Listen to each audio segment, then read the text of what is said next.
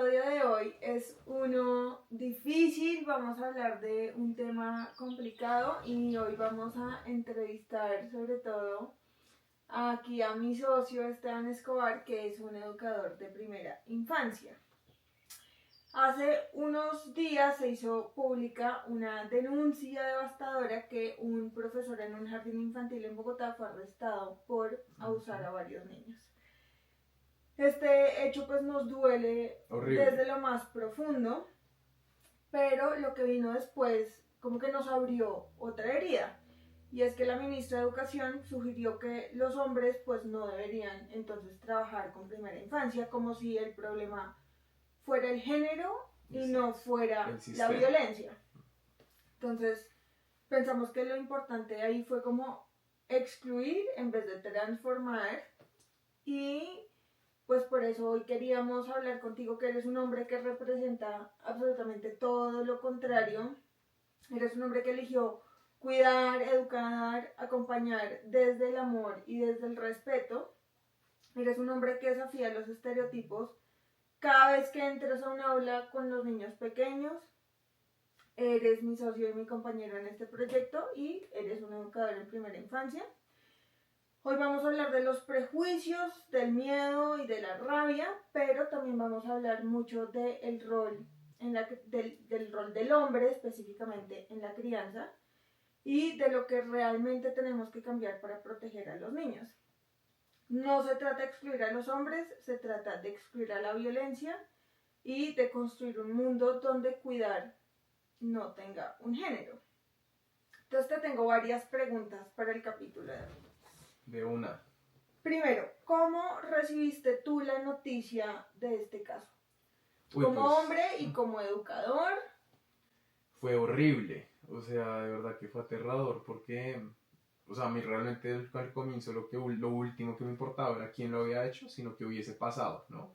Como lo que pasó fue lo que a mí me dio durísimo, el simple hecho de que eso llegue a pasar en un lugar donde supuestamente los niños van a estar seguros, y más el ICBF, que bueno, ya hablaremos del ICBF, pero pues que es justamente una institución que está en teoría conformada para proteger a la infancia en cuando casi que ningún adulto puede protegerla, sino que ya le toca a esa una entidad protegerla. Entonces, pues que el hecho de que haya pasado fue lo que a mí me dio duro. Fue como, no, pues esto no puede, como puede pasar esto, ¿sabes? Además que son noticias que uno dice como, pues pucha, hoy en día con tanta regulación, con tanta política, como con tanta atención, y las cosas siguen pasando. Y claro, después como cuando me enteré que había sido un profesor, y yo dije como, pucha, o sea, vamos a ver qué van a decir ahora de como de nosotros los profesores, como los educadores hombres, los que estamos metidos como en este cuento. Entonces la verdad sí fue como un prepárate para como lo que va a venir, lo que se va a dejar venir, como que estuve muy atento de cuál fue la respuesta del ICBF, ¿no? Y pues la respuesta, como sabemos, fue lo que temía que iba a ser, y era como volverlo un problema de un género y no un problema, pues digamos, de un sistema que está roto, ¿no? Entonces, pues la verdad sí fue bastante fuerte, pero sí siento como que abrió un poco la conversación nuevamente de qué estamos haciendo para proteger a los niños dentro de estas instituciones y qué no estamos haciendo y dónde estamos poniendo el énfasis. Y siento que aquí se puso el énfasis como en la fácil, que era culpemos a todos los hombres, ¿no? Sí, es la respuesta más fácil. O sea, porque además ahí no se soluciona nada, porque es como si las mujeres no pudiéramos también cometer actos de acoso. Claro. Y los debe haber muchos también. Lo que pasa es que no resuenan tanto. Digamos, yo veo mucho videos en internet como de profesoras abusando físicamente a los estudiantes. Y de esos no se habla, esos no son como que mediáticos. se normaliza, ¿sabes? Se normaliza y es como, ay, sí, una profesora vieja escuela y ya. Exacto. Pero pues es abuso, ¿sabes? Es violencia. Y sí siento como que ese es un tema muy interesante, cómo se ve con mujeres y con hombres. Porque creo que con el hombre hay una prevención mucho más grande, ¿no? Para allá vamos. Para allá vamos. Listo, me estoy adelantando. ¿Qué sentiste como educador de primera infancia al escuchar la declaración de la ministra? Wow, pues fue durísimo, ¿no? O sea, en verdad fue como... O sea, entiendo, yo me puse a pensar cómo hago el trabajo de empatía y hago como, bueno, yo que hubiera dicho, ¿no? Como cuando obviamente todo va a caer en mis hombros, porque pues yo soy supuestamente el responsable de, ¿no? Como de que toda esta vaina funcione, yo que hubiera dicho. Y realmente sí siento que, o sea, no la quiero juzgar a ella, quiero juzgar es como a la cultura, ¿no? Porque lo que ella dijo, la respuesta que ella dio fue como el resultado de una cultura. Y es como el síntoma de una enfermedad. De acuerdo. No es ella como persona, porque pues ella como persona, o sea, al contrario, o sea, Dios la bendiga porque tiene que tener ahorita como una cantidad de problemas encima y como a lo mejor eso fue lo que la cultura misma le implantó a ella que dijera. Y es un problema cultural que yo creo que hay muchas transformaciones sociales en términos como de roles de género y en términos como de una cantidad de cosas, pero hay otras vainas que seguimos de verdad muy, como muy estancados, ¿no? Y yo creo que la respuesta de ella fue la respuesta cultural de, y más que todo como en Latinoamérica, por ejemplo, en países europeos, especialmente como en Finlandia, en países nórdicos, o sea, en verdad que un hombre trabaja con primera infancia es lo más normal del mundo, además que es un trabajo equivalente a ser médico. Claro. Entonces, cuando pues, un médico, hay doctoras y hay doctores, vale huevo si eres médico o hombre o mujer, allá asimismo se ve el trabajo con la infancia, porque es equivalente a la medicina, o sea, a nivel como de importancia y de prestigio social. Em, pero acá no, aquí el trabajo en primera infancia todavía está supremamente ligado al cuidado, a la pedagogía no tanto, es más bien al cuidado y el rol del cuidado recae 100% sobre ustedes. Sin embargo, el cuidado no es un factor o no es como una característica humana exclusiva de hombres o de mujeres, ¿no? Las mujeres y los hombres cuidamos de diferentes maneras y eso sí que uno lo ve, ¿no? Como cuida una mamá y como cuida un papá, cuidamos muy distinto, pero cuidamos. Y por otro lado, como que el trabajo en primera infancia no es solo cuidado, es pedagógico. Y es un trabajo que realmente pues requiere de hombres y mujeres, porque es que los dos lo vamos a hacer muy distinto, pero muy complementario. Y los niños necesitan esa complementariedad en el aula. Claro, digamos que el problema no es de la persona que lo dijo, el problema es que esa es la representación de un pensamiento social y de un problema cultural que tenemos. Y Claro. es, o sea, más allá de que, pues grave que lo haya dicho ella, porque pues es una voz importante, Claro. pero ahí el problema detrás es que es una creencia que tenemos como comunidad. Uh-huh. Y es lo primero que hay que resolver. Total. ¿A ti te ha tocado enfrentar prejuicios o cuestionamientos por ser hombre trabajando con primera infancia? Sí, pues digamos que más que prejuicios, o sea, yo lo agradezco mucho que estoy en una universidad, que es una universidad supremamente como grande y muy buena en términos de educación, que es la Sabana.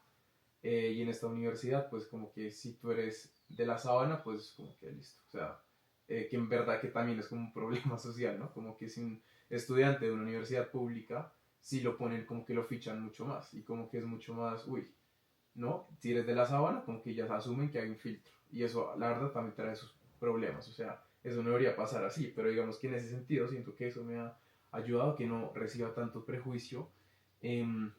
Nunca me he sentido que me han visto como una amenaza, gracias a Dios, eso siento que nunca ha pasado.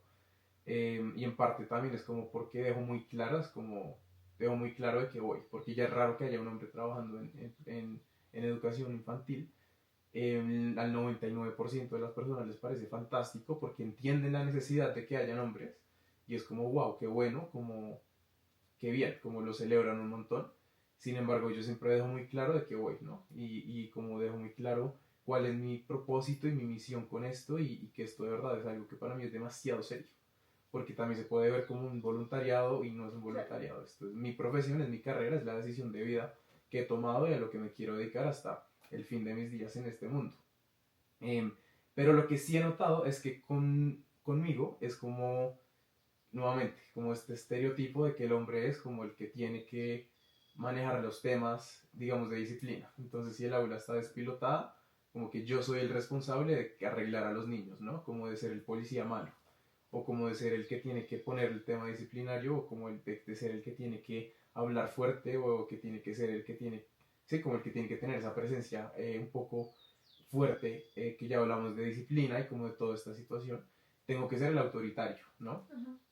Eso es algo que he notado mucho, pero digamos que no he notado tanto estereotipo además de que yo no me he movido tanto como en temas de ICBF, ni he estado solamente en un centro de desarrollo infantil, que era de Colsubsidio, pero he estado en un centro de desarrollo, em, y pues la verdad es que la experiencia ahí fue súper bien.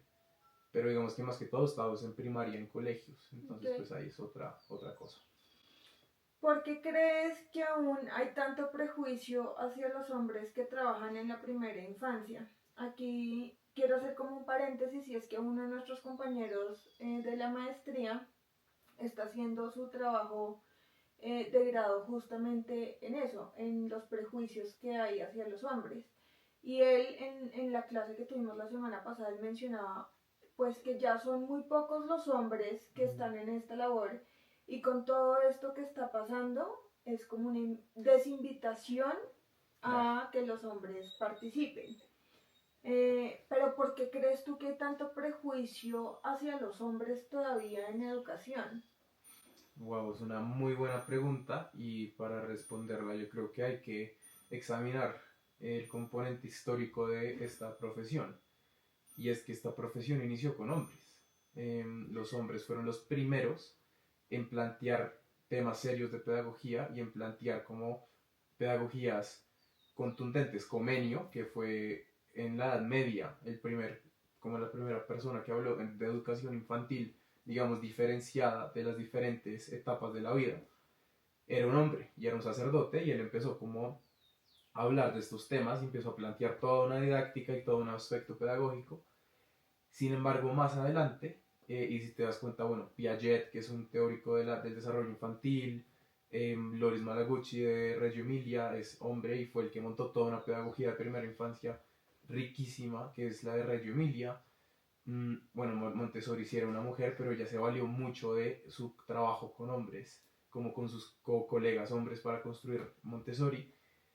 Pero en un punto, particularmente en épocas de posguerra, como que el cuidado de los niños recayó completamente en las mujeres, porque pues en los hombres no había hombres, ¿no? Porque habían estado en la guerra. Y ahí es donde entonces se empieza a construir la idea de que la mujer es la cuidadora de la infancia, a pesar de que el hombre es como la persona que está detrás de muchas de las teorías y de muchas de las prácticas, la mujer es la cuidadora y el rol del cuidar ese recae 100% sobre la mujer. Y es una idea, y claro, es que las mujeres, o sea, ustedes tienen un vínculo profundísimo con sus hijos que uno como papá, digamos, no va a entender de un todo porque ustedes lo tuvieron, ¿no? Por mucho tiempo en su cuerpo. Entonces, pues claro, como esta visión de la maternidad está muy ligada a la visión del cuidado infantil y recae 100% sobre ustedes a nivel social. Y eso se ha ido consolidando, y va mucho con la idea de que el hombre provee y la mujer cuida, ¿no? Y como el hombre es el que se encarga de los trabajos importantes y de los trabajos, digamos, serios de hacer empresa y de montar como vainas importantes, y la mujer solamente se dedica al hogar. Entonces, como que eso ha acompañado un poco el discurso también en cuanto a cuál es el rol del hombre en el cuidado de la infancia, y el rol del hombre es como un cuidado muy ajeno a nivel cultural, como el man cuida, provee, pues cuida desde proveer y desde que entre plata y ya me entiendo de todo lo demás. Sin embargo, y aquí quiero hablar un poquito muy rápido de algo que pasó con un papa que se llama San Juan Pablo II, y este man empezó a hablar de un concepto que se llama teología del cuerpo. Y en la teología del cuerpo él empezó a cuestionar mucho justamente cuál es el rol del hombre y cuál es el rol de la mujer en el cuidado. Cómo ama un hombre y cómo ama una mujer. Y él empezó a montar una cantidad de catequesis sobre este tema que se los recomiendo muchísimo porque es muy bueno para curar y sanar la masculinidad y sanar la feminidad. Y él en esto decide como, miren, la mujer y el hombre aman diferente, pero aman a los niños y aman de una manera demasiado importante.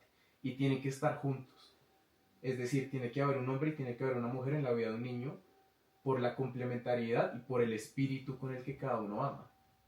Y digamos que esto para mí ha sido demasiado importante porque hay muchos países con pedagogías alternativas, como en Finlandia, que ya hemos hablado un poquito de estos países nórdicos, donde entendieron ese concepto de pues, lo importante que es que un hombre y que una mujer estén en el cuidado de la infancia.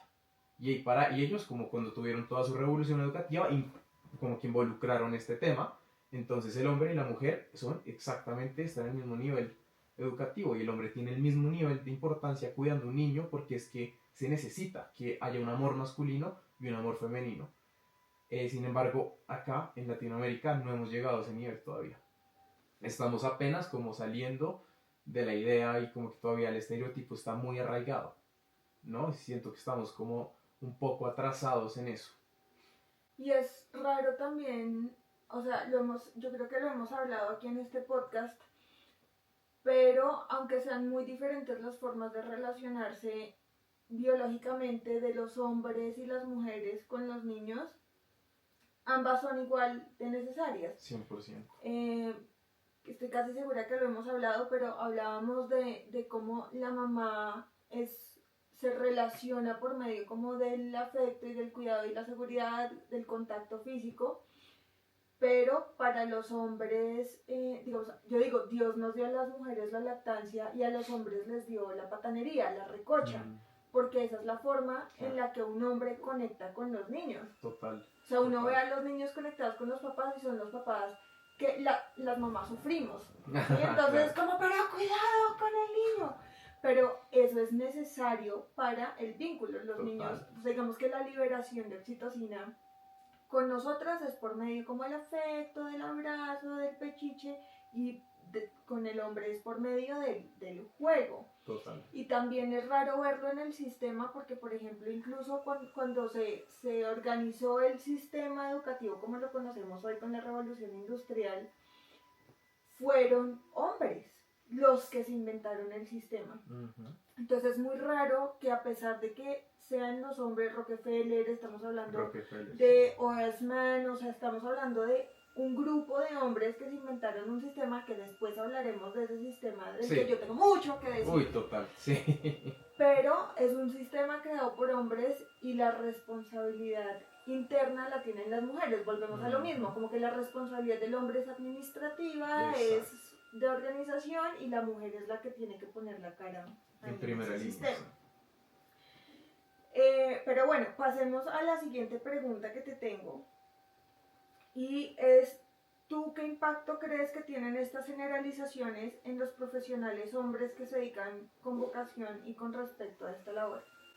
Horrible, o sea, yo creo que, o sea, les voy a ser muy sincero, se voy a hablar como desde mi ámbito muy personal. Lo que pasa es que yo no puedo hablar de mi profesión sin hablar de mi espiritualidad porque van 100% ligadas, ¿no? Y yo digo que lo que a mí me tiene acá es Dios, como Dios me llamó a esta misión de ser su cuidador de la infancia, ¿no?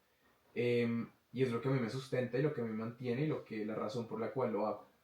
Pero yo pienso, hay muchos que no, que tienen una razón mucho más académica.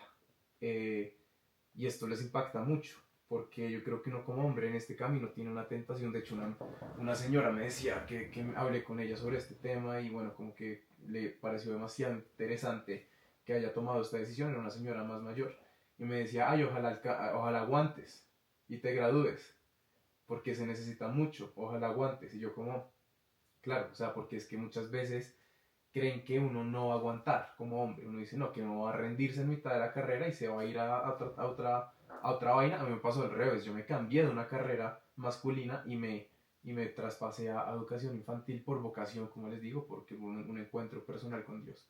Pero digamos que sí me encuentro con muchos amigos que me dicen, yo amaría hacer lo que tú haces, pero me da un susto el que dirán, claro, y me da pánico desafiar tanto como los estereotipos y la cultura. Además que como hombres tenemos también muchas veces impuesta una noción de lo que tenemos ya que ser, ¿no? Como que nuestra vida ya está predestinada a ser CEOs, a ser arquitectos, a ser médicos, a ser una cantidad de vainas. Y realmente esto es como muy miedoso. Como entrar a este tipo de trabajos es muy duro y es muy miedoso porque hay un estereotipo muy grande.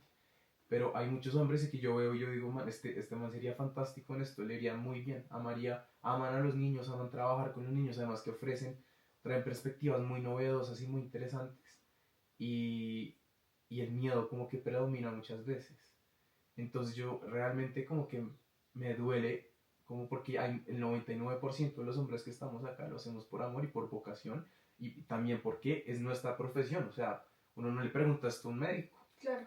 uno no le pregunta esto a, Un ingeniero. joder, a un ingeniero, que siento que con tu propio trabajo también en medios y como en creación digital te ha pasado cosas muy parecidas, como que es trabajos de mentiras, como te hacen preguntas que es como esto no se lo preguntarías a cualquier otra persona que está en otra profesión, pero es que esto es una profesión, ¿no? Y el hecho de ser hombre no quiere decir que no sea Que una no lo profesión sea. o que sea un voluntariado o algo tierno, no, y esa es otra, como, ah, no, entonces muy chévere, después cuando sea rector, entonces, Claro. y es como, ¿qué tal si quiero permanecer toda mi vida en primera línea, como en el aula o en trabajo de psicopedagogía? O sea, sí, es como, no, que no se ha hecho el clic y si no fuera por mi fuerza que Dios me da, yo no sé realmente en qué estaría. Pero yo me pregunto, muchos de mis colegas hombres que aman esto, de qué se están agarrando como en estos momentos, ¿no? Y esto sí que es 100% un problema muy grande para los futuros que están ahorita pensando en estudiar esto. Claro, van a ver todas estas cosas y van a decir como, "Uy, no, mejor me voy por la carrera, por la fija, o me voy por lo que sé que no quiero hacer, pero que la sociedad sí quiere que haga". Es que mentalmente tiene que ser muy retador estar en esa posición en la que uno está en cuestionamiento todo el tiempo, como que lo que uno hace nunca es suficiente, lo que tú dices, como que ser profesor o educador no es un fin en sí mismo, sino que es un medio para otra Claro. cosa, o es una muestra de lo buena persona que eres, y es, no sé, pero como que no es para sí mismo el trabajo, no, como que no se respeta Total. la pasión y el compromiso que hay en esa elección que tú tomaste. ¿Cómo crees que se diferencian estas declaraciones del juicio social que se hace cuando el abusador es una mujer? Bueno, llegamos como al tema del que habíamos hablado al comienzo y es lo que yo te decía y es como, como con un hombre está una prevención muy grande ya de por sí, ¿no? Como puede ser una madre, pero hay una prevención y es como, uy, no es como el elefante en el cuarto, como, uy, llega un hombre, como, ok, hay una prevención. Con una mujer no hay una prevención por lo mismo de que decía, de que, de lo que hablábamos del rol de la mujer, de que es impuesto que sí o sí ya es cuidadora. Entonces cuando una mujer comete algún tipo de abuso, que se ha visto la profesora que amarra al niño a la silla, la profesora que, no sé, como que hace pues, violencia física, es como, se considera como que es que está usando un método de crianza que de pronto ya no es tan válido. O esta es una profesora vieja escuela, es una profesora que, ay, qué vaina, no, seguramente así la trataban a ella creciendo. Pero, y claro, todo eso puede que sea muy cierto, pero no se ve como abuso, ¿sí? Claro.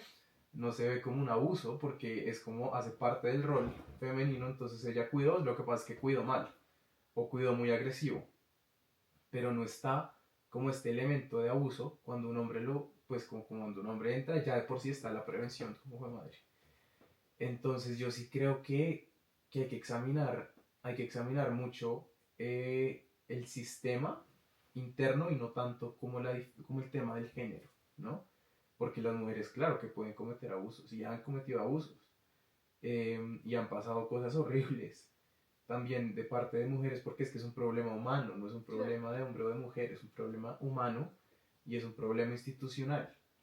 Y de hecho te devuelvo la pregunta a ti, o sea, ¿tú cómo lo ves? También como tu visión. Pues es que yo siento que esos, esos abusos de las mujeres están, lo que tú dices, están muy normalizados. Es normal, por ejemplo, oír lo que tú dices, como que si hay un profesor hombre y una profesora mujer, por ejemplo, es normal que una mujer abrace a los niños cuando llegan al colegio. Total. El hombre como que siente que tiene que cuidarse mucho porque es que si no van a pensar ya lo que tú, o sea, como va a tener como una etiqueta roja y, y eso pues lo voy a relacionar como con la siguiente pregunta que ya lo has tocado un poquito, pero es, o sea, el rol del hombre es fundamental en la educación. Claro. Y para los niños el afecto También es súper importante el modelamiento de lo que es la persona, también de un hombre es muy importante. Entonces, ¿qué se pierde cuando se excluye al hombre del cuidado y de la educación de los niños? Se pierde todo y pierden niñas y niños. Yo lo veo un montón con los niños hombres. Como tenerlo a uno ahí es una locura. O sea, para ellos es muy importante tener espejos de masculinidad. Y claro, está el papá, pero es que el papá no puede ser el único espejo de masculinidad que tiene un niño. Y esto me remonta un poco como a la vida antigua del ser humano, más como originaria, en donde había el papá, estaba el papá del niño, pero al papá también le encantaba como que el niño estuviera rodeado de otros hombres. Entonces estaba el tío, bueno, el tío obviamente estamos hablando de tribus, o sea, era otra dinámica, pero estaba el abuelo, estaba el tío, el amigo, el vecino, y lo que pasaba era que el niño pasaba muchísimo tiempo con estos otros hombres ajenos al papá, y de cada uno aprendía un elemento de masculinidad. Y esto conformaba como un hombre mucho más íntegro, ¿no? Y de verdad, como tener hombres en el aula y que los niños tengan estos referentes y estos espejos de masculinidad es muy importante también porque es como, o sea, necesitan estar como con su especie, ¿sabes? Como necesitan también que no sea el papá el único referente que tienen.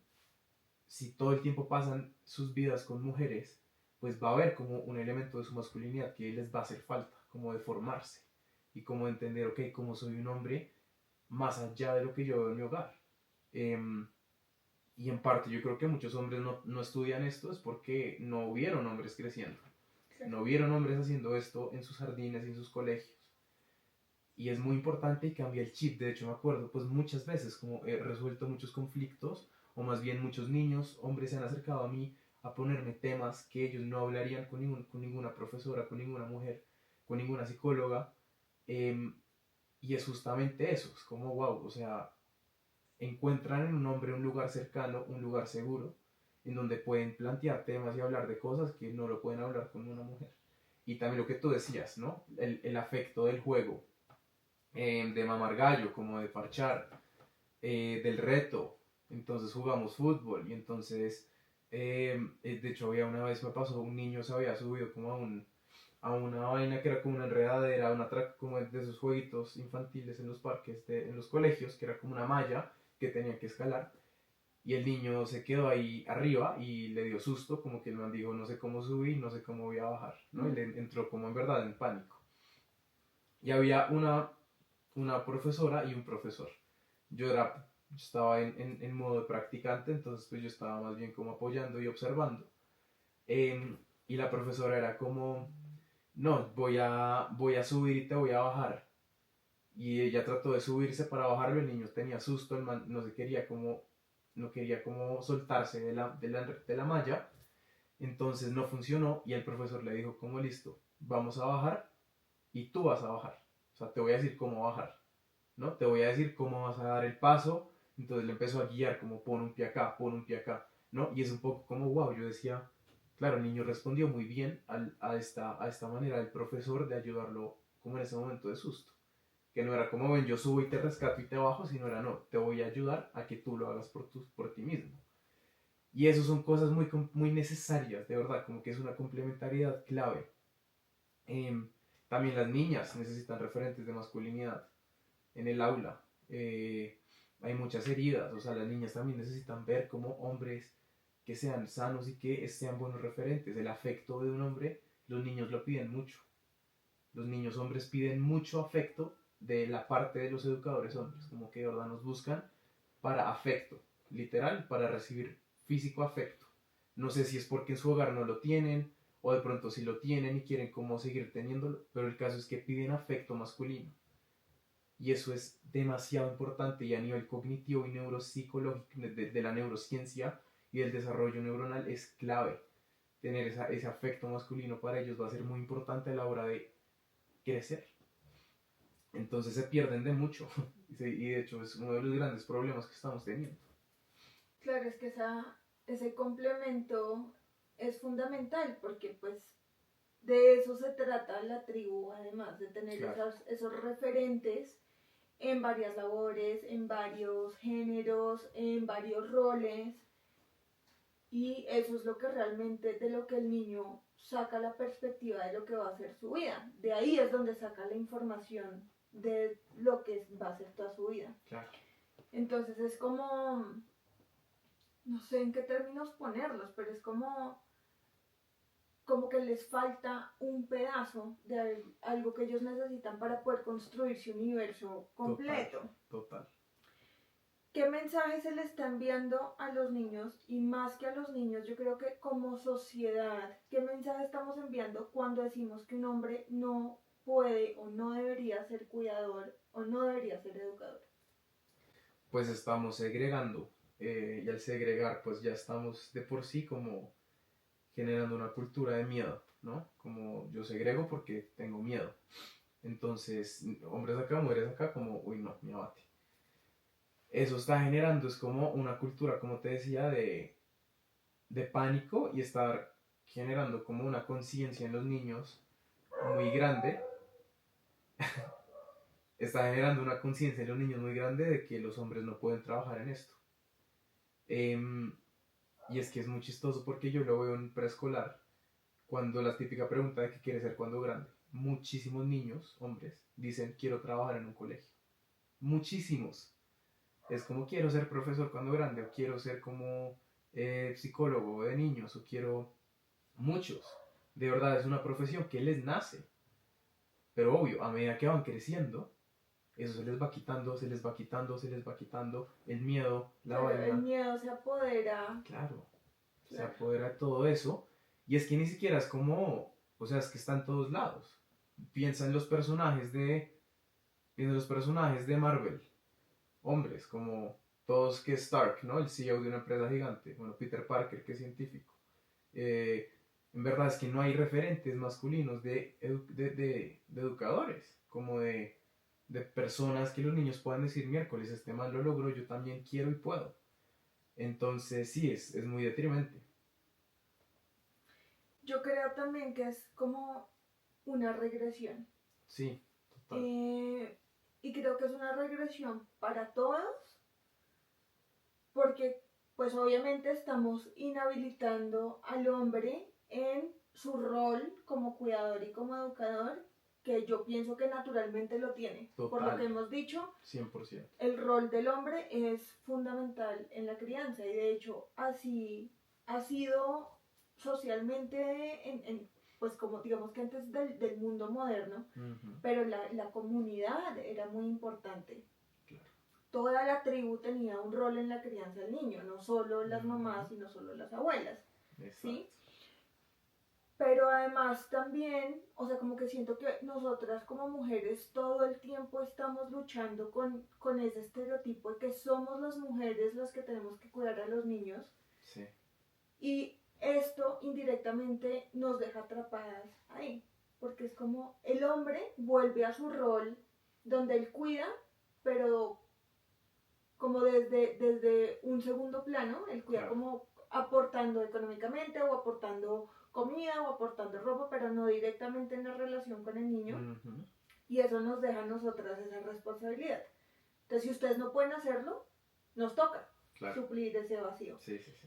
Entonces, siento que este pensamiento es muy tóxico porque está privando en primera instancia a los niños de esa relación sana con los hombres.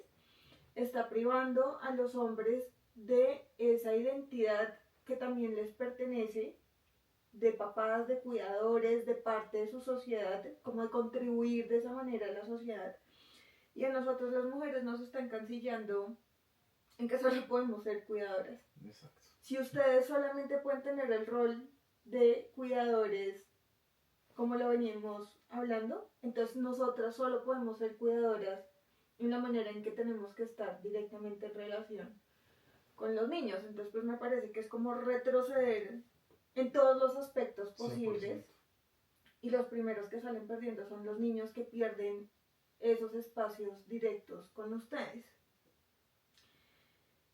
¿Tú qué crees que podríamos hacer tanto para hombres, tanto para mujeres, para prevenir en los centros estudiantiles, en los hogares, en todos estos espacios de infancia, que sigamos viendo casos de abuso, ya sea violencia, ya sea sexual, ya sea físico, ya sea emocional, porque es que hay muchas formas de violencia, total, ¿sí? Y nosotros como que asociamos las mujeres con la violencia física, los hombres con violencia sexual, los dos violencia emocional, pero ¿cómo podemos prevenir la violencia en los espacios que le pertenecen a la infancia? Wow, esta es la gran pregunta que se ha hecho mucha gente y que se ha hecho demasiadas instituciones. Y es cómo prevenir, ¿no? Y yo creo que empieza 100% como por la formación. Empieza por la formación, empieza en la formación de las personas que empezando, como que en primer lugar quieren estar en estos espacios. Aquí, digamos, la Iglesia Católica, que también ha tenido una cantidad de problemas con esto, el Papa Francisco sacó una cantidad de herramientas para prevenir este tipo de situaciones con una formación que se llama formación de entornos seguros para la infancia, ¿no? Y es esa formación para prevenir el acceso de personas que pues no tienen las mejores intenciones, ¿cierto? O de personas que no deberían estar ahí. Y esta formación de entornos seguros, pues es que, o sea, en parte es de vainas demasiado básicas y es como uno nunca está solo con un niño, eh, siempre dos adultos o siempre dos niños, ¿sí? Como siempre estar como con o sea, como cosas de sentido común, ¿cierto? Eh, y también, digamos que esto parte de la idea como de, bueno, a nivel institucional, ¿qué está pasando? ¿No? No solamente la formación de la persona, sino internamente, que como que vacíos legales, qué corrupción, qué negligencia está ocurriendo para que pasen estas cosas, ¿no? Con la gente que ya está dentro. Entonces, pues claro, es que hay muchos centros de desarrollo infantil que eso es un desmadre y hay puerta para adentro, eso, haga lo que quiera, como sea, y hay políticas, pero, o sea, en verdad son súper ignoradas por mucha gente. Entonces, pues yo creo que sí tiene que haber una atención interna de las instituciones, como qué vacíos están habiendo, qué corrupción está pasando, y tiene que haber una formación, o sea, hay mucha legislación, hay mucha ley de la que no se pueda cobijar para defender a los niños, y muchas veces no conocemos, no tenemos ni idea, ni siquiera cómo es el protocolo. Cuando sospechamos que hay un abuso verbal, físico, sexual, lo que sea, no tenemos ni idea del protocolo, y lo hay protocolos muy claros, que, bueno, tú conoces, hay protocolos, pero los ignoramos, no tenemos ni idea de cómo usarlos. Entonces yo creo que hay que estar, primero que todo, formarnos. Los que estamos en esto, tenemos que formarnos, saber las rutas, saber el protocolo. Segundo, tenemos que tener los ojos abiertos. En verdad, pues no sabemos qué está pasando en el corazón de las personas que tenemos al lado. Y pueden estar pasando 1000 tormentas. Y esas 1000 tormentas pueden resultar en 1000 agresiones, ¿no? Entonces tenemos que tener los ojos abiertos, de verdad cuidar mucho a los colegas, preguntar cómo se sienten, qué necesitan. ¿Sabes? Prefiero que te desahogues en mí a que te desahogues con un niño. Entonces, ¿cómo preguntarle a los colegas? Cuidar a nuestros colegas. O sea, es que esto es muy mecánico. ¿No? En la sociedad del descarte. O sea, yo hago lo que tengo que hacer y chao. Y no nos damos cuenta que estamos trabajando con seres humanos. No solo los niños, sino nuestros colegas, ustedes como familias, los papás. Pucha, tú y tu esposo. O sea, son un equipo y hay que cuidarnos entre nosotros. Y creo que eso también es parte fundamental de la prevención, y es la prevención no puede ser solamente institucional, y ya lo hemos hablado también, pero empieza la seguridad de mi hijo cuando yo no le enseño que siempre tiene que obedecerme. Exacto. Lo estoy preparando para abusos, porque si siempre me tiene que obedecer a mí como adulto, o porque soy el adulto, porque soy más grande, porque soy más fuerte, porque soy más inteligente, porque las 1000 cosas que les decimos a los niños, pues eso mismo va a replicar cuando llegue al colegio con el profesor, porque el profesor es más grande, es más fuerte, Claro, es más de la verdad, ¿sí? claro. Entonces nosotros como papás tenemos también que ser muy conscientes de lo que les enseñamos a los niños, empezar a prepararlos para estas conversaciones desde el principio. 100%. No te pueden, y hablar por los nombres, es que yo Uf. creo que eso es, de hecho, yo había visto un caso de un abusador al que no condenaron porque la chiquita habló de que le había tocado la florecita. Entonces el argumento era, es que la florecita puede ser cualquier cosa. Total. Sí, cuando la niña, además tenaz para una niña tener que hacer la declaración No, y después de eso, como que la dismiss, como que la, sí, ¿cómo es la palabra? Como que la ignorar, sí. sí, como que no le den la importancia suficiente porque es que habló de la florecita cuando podríamos hablar de la vulva, el pene, enseñarles las partes es que no es como una mala son. palabra. Exacto, es es que como decir, además ojo es mala palabra. eso también es un problema porque cuando nosotros le enseñamos a los niños a decir, es que ano es una mala palabra, vulva es una mala palabra, cola es una mala palabra. Entonces ellos obviamente cuando les pasan cosas se van a sentir avergonzados porque ya sienten que hay algo malo alrededor de eso. Total. Entonces nosotros ya desde el principio les estamos preparando para no hablar en esos momentos. Hay que enseñarles, mi cuerpo es mío. Yo digo cuando no, cuando me siento incómodo, le digo a mis papás, porque es que también el cuento del secreto. Yo te doy, pero no le digas a tu papá que te di un dulcecito. Sí, es O te compro un juguete, pero no le digas a tu papá. Los estamos predisponiendo para abusos. A los niños hay que enseñarles, no tenemos secretos. Sí, yo por ejemplo, que no me acuerdo si yo lo hemos hablado. Desde el calendario RV. Alexa, para. No me acuerdo si ya lo hemos hablado, pero yo en mi casa les enseño a mis niños las diferencias entre los secretos y las sorpresas. ¿Sí? Mis hijos no tienen por qué tener secretos con absolutamente nadie. ¿Sí? Perfecto. Podemos guardar sorpresas, pero son verdades que eventualmente todos vamos a conocer. Todos, incluye a la abuelita, al vecino, al extraño que ven, ¿saben? Todo el mundo va a saber. Los secretos que son como información que hay una persona que nunca puede enterarse, por ejemplo, eso como que los abuelos le dicen mucho a los niños como, bueno, está bien, yo te llevo a comer helado, pero no le digas a tu mamá. Sí. No tenemos por qué tener secretos con absolutamente nadie, por muy pequeños o por muy grandes que sean. Enseñarle a los niños a respetar su cuerpo. Si no quieres comer más, yo no tengo por qué embutirte comida. No comes, es tu cuerpo, tú decides. Y siempre enseñarles a la vulva es privada, el ano es privado, la cola es privada, explicarles muy bien cómo, en qué momentos los cuidadores, sobre todo en primera infancia, tienen acceso, pues porque, ¿qué hacemos? O sea, los niños hay que limpiarles la cola cuando van al baño, o sea, ¿sí? Pero entonces, ¿cómo explicarles en qué condiciones? Pues digamos que otra gente va a tener acceso a eso, exactamente cómo va a tener acceso a eso, y cualquier cosa adicional, me cuentas. Total. Sin preparar al niño como para un trauma, como es que de pronto te van a... O sea, no, la idea no es traumatizar al niño antes de que le pase nada tampoco, pero sí hablar como, mira, amor, estas son tus partes íntimas y privadas y estas partes las protegemos muchísimo, protegemos a todo el cuerpo porque es tu universo, o sea, ahí es donde tú habitas. Claro, y no darle una connotación negativa a esas partes, ¿no? Como, uy, no, es el pene es, uy, eso no hablamos de eso porque eso es, no, tápate esa vaina, no, ¿sabes? Como si fuera algo malo. Y de hecho tú me contaste una experiencia que tuvieron con una fundación de Sound of Freedom. Súper bonito, nosotros hicimos un ejercicio, fuimos a la Comuna 13 justamente a hablarle a los niños sobre estos temas. Sí.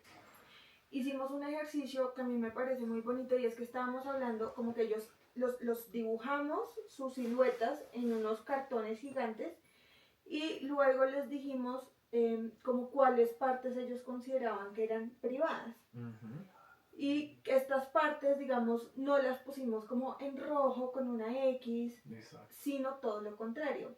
Se escogieron sus colores favoritos, todos eran como con figuras, no eran como unas son buenas y unas son malas, sino cuadrados y círculos, o sea, no eran chulos y X's, por ejemplo. Exacto. no eran rojos y verdes, como estas partes las personas tienen acceso y a estas partes no, ¿sí? Porque la idea también es que los niños crezcan con una sexualidad saludable. Entonces lo que hacíamos era como, no sé, cada niño escogía los colores, las formas con las que ellos se identificaban.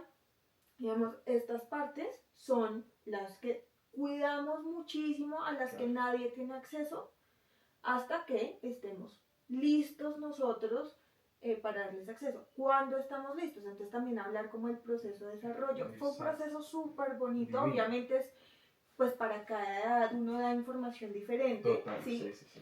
Pero es como, no desde el miedo, no desde, esas partes son imposibles, Sí. ¿sabes? Sino como, estas partes nos importan muchísimo, todo el cuerpo nos importa muchísimo, pero con estas partes tenemos, digamos que un cuidado adicional. A estas partes hay además el tema de la higiene, o sea, como que son partes que tienen, no solo como en el físico, sino también en el cuidado, en la atención.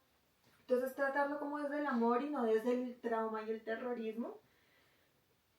Y creo, bueno, que esto es súper importante, pues que nosotros también lo hagamos con esa claridad con nuestros niños en nuestra casa y entender que la responsabilidad empieza con nosotros, los adultos, y con lo que les enseñamos en la casa. Si yo desde la casa les estoy enseñando que no pueden hablar de esas cosas, pues si algo pasa a mí no me van a contar.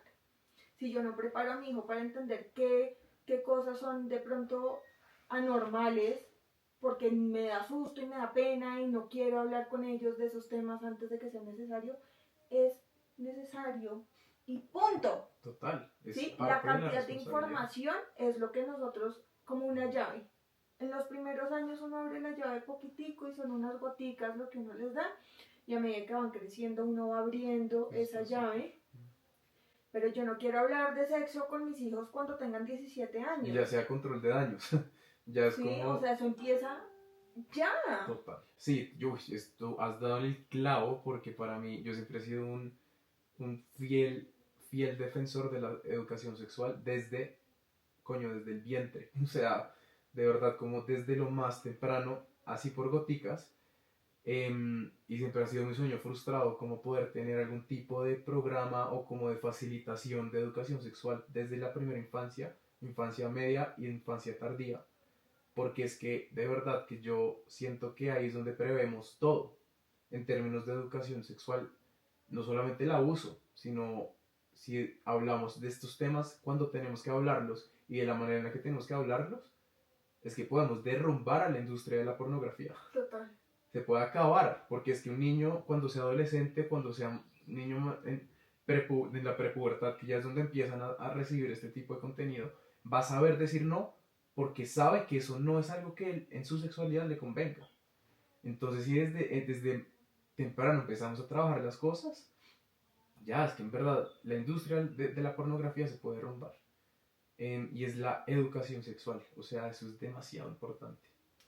Sí, es demasiado importante que nosotros, por ejemplo, mi esposo hacía una cosa que a mí me pareció súper bonita, que yo no caí en cuenta hasta que lo vi hacerlo.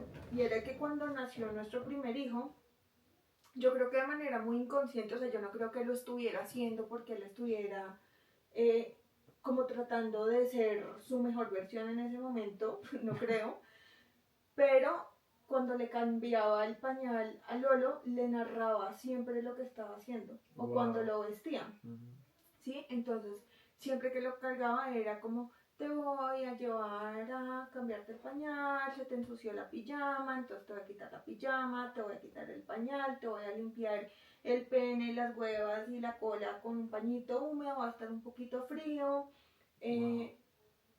Y me pareció muy bonito porque era como una anticipación muy justa de un espacio que es muy privado, ¿sí? O sea, uno como un bebé, uno está súper vulnerable. Claro. Y siento que incluso en ese momento en el que Lorenzo tenía días y meses de nacido, esa forma era una forma de mi esposo de mostrarle respeto a un bebé. Wow. Que a mí me parece súper bonito y nosotros lo empezamos a hacer.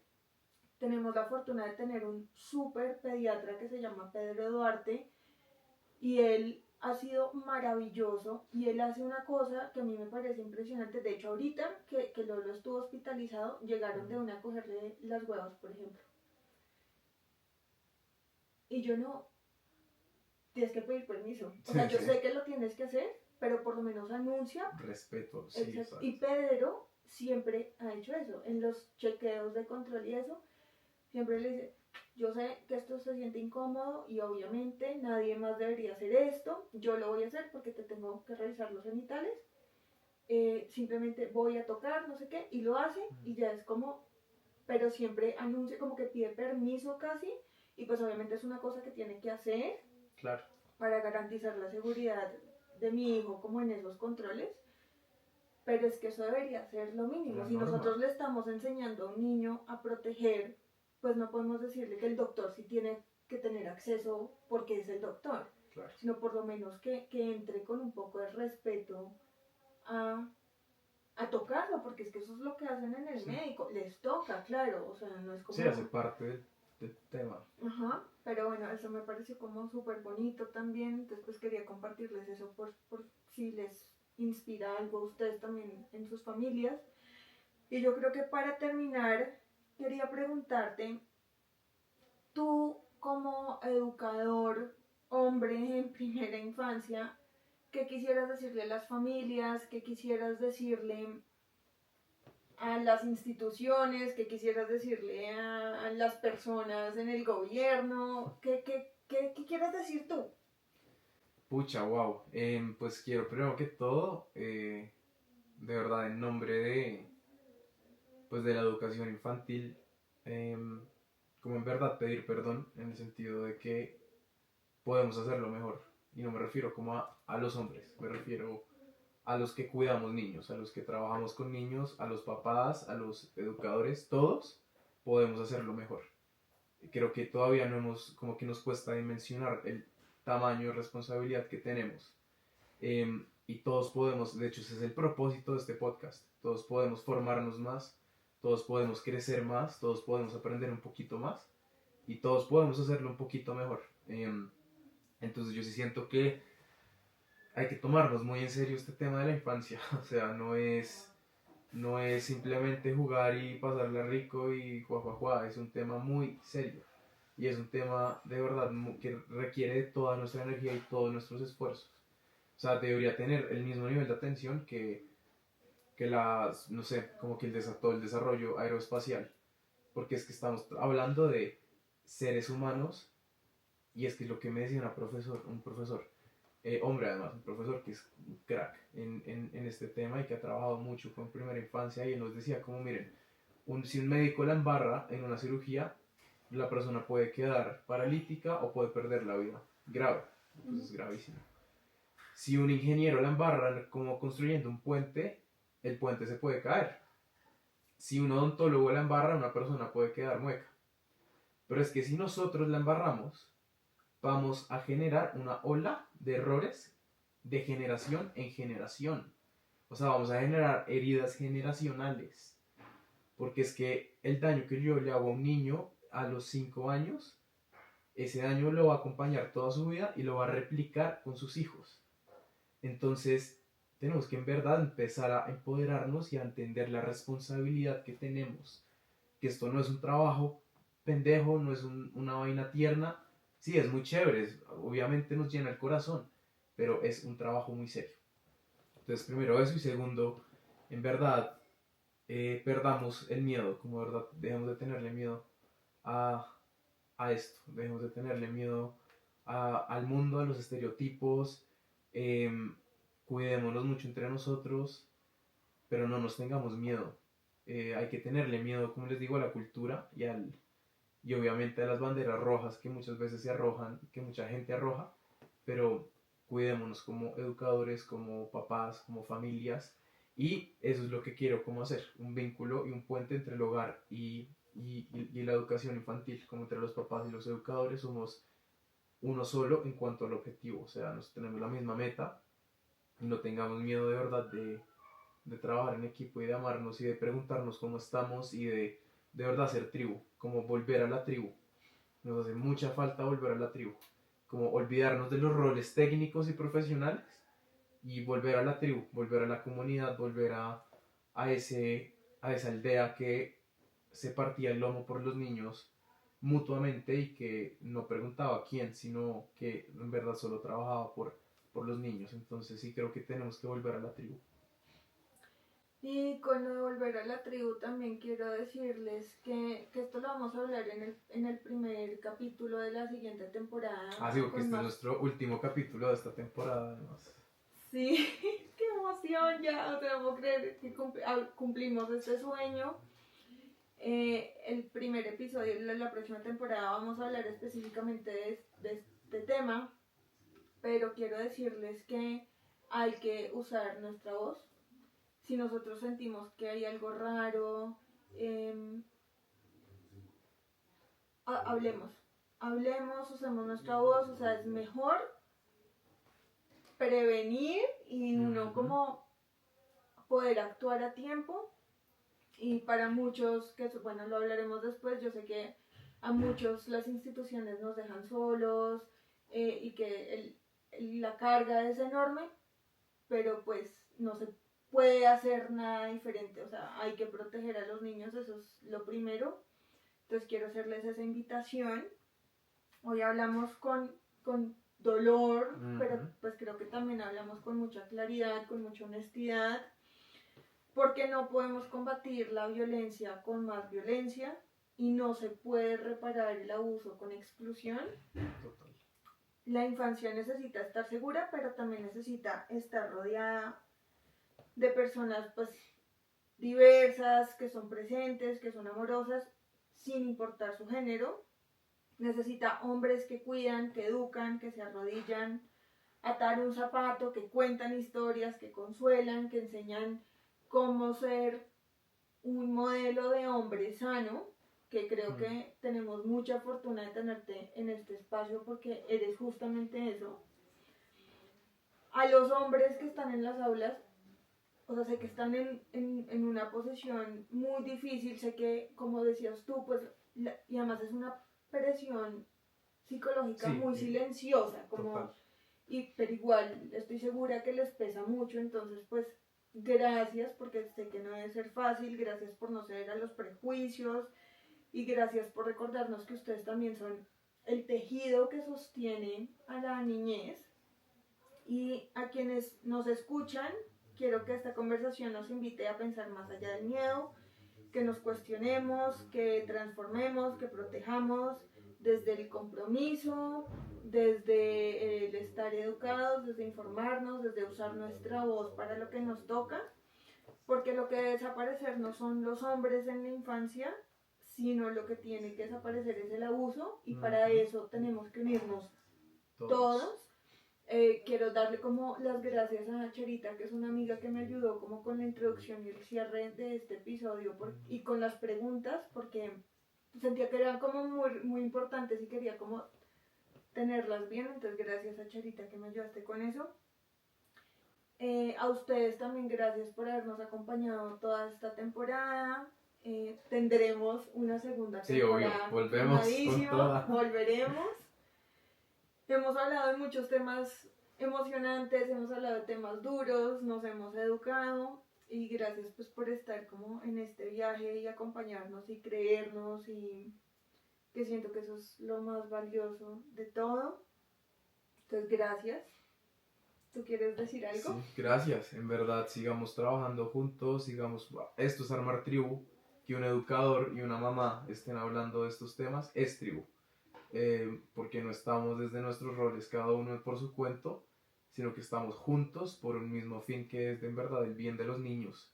Entonces, si son mamás, si son papás, acérquense a sus profesores de sus hijos, pregúntenles cómo van, también cuidemos del otro, y si son educadores, construyan un puente con el hogar. Eso es lo más importante que los niños necesitan, ver a los adultos de sus vidas unidos en pro de ellos. Entonces, pues nada, sigamos armando tribu y eduquemos mucho a nuestros niños para que este tipo de cosas pues no sean un tabú, que podamos hablar de todo lo que hemos hablado en estos capítulos libremente.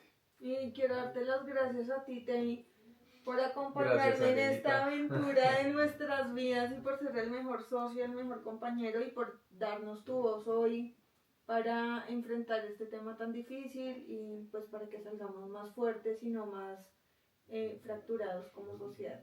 Muchas gracias a todos y nos vemos en la próxima temporada.